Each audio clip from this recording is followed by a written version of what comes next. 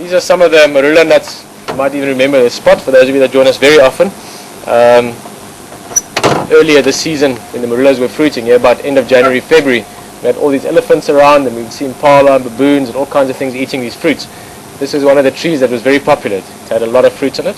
That's what the seed would look like after the food is gone. That thunder. There's some rumbling clouds around us. So that's the seed. Let me just quickly sort that out. Game drive's all getting active. Alright, let's try again. That's the seed. Very, very hard. It's quite a hard wood. There you can see the size and the texture of it. Now, of course, when this is in fruit, earlier in the season, you would have a fruit about sort of that size. You'd have the pulp around it, which is very tasty, even to us humans, and then you would also have the skin. Sort of like a mango. It's actually part of the same family as mangoes. So that's the seed. Now, this is still quite a fresh one. I'm going to show you a next step in it.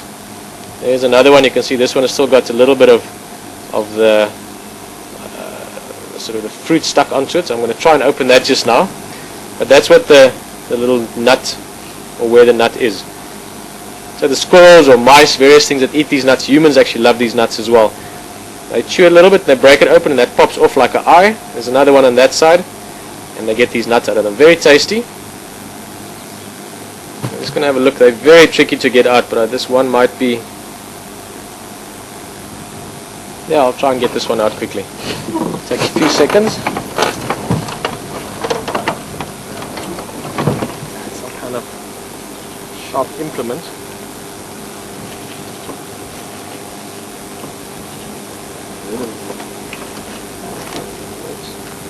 I can't remember where I put it.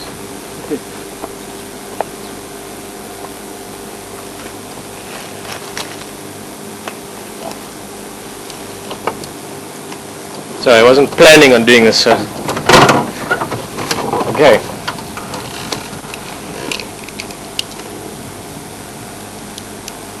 Obviously, if you're a squirrel or a mouse, you've got sharp little teeth and you can chew at it. But I'm not going to try that.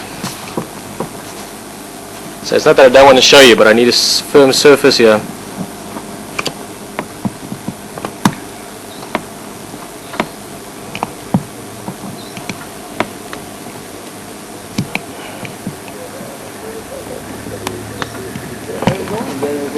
Hey guys, excuse me.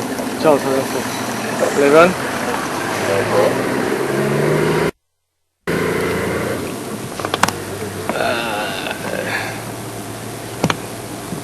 I believe there's an expression in English which I can't remember right now, but it's something about a nut that proves too tough to crack. This might be one of those. Try on that side. Obviously, if you have enough time, or alternatively if your survival depends on it, you get very good at this. I think this one might make it. Okay, there you go. You can see that little eye just coming loose.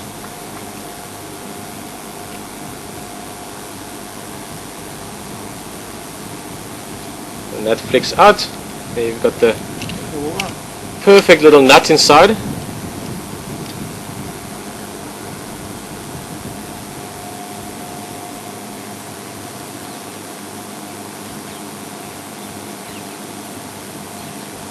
Again, I'm not quite as practiced as I have been before, or as someone that's living off this. And there you can see the nut. Very rich in oils, and I'm going to eat this. It really is actually, without pretending at all, this really is very tasty. In the villages what they do is they pulp it up a little bit and they put molasses with it, or brown sugar, but molasses works nicely because it's quite sticky and moist.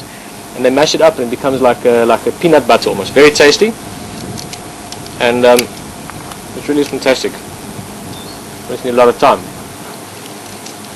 So anyway, that's what the squirrel was running with down the road. Now we know why they do it.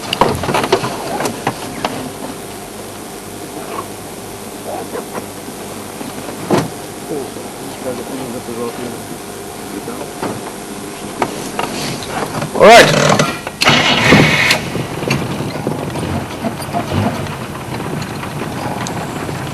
Thank you. Obviously, if we were living out here and we had to survive, there'd be many different ways and many different food sources that you could utilize. Some of them in certain times of the year, some of them throughout the year. And these nuts would certainly be one of the ones that you would put a big effort into. You would go and pick up as many as you can, get a nice big rock so you don't have to struggle like I did now and just whack it open. And get a pretty good source of protein and oil from that nut.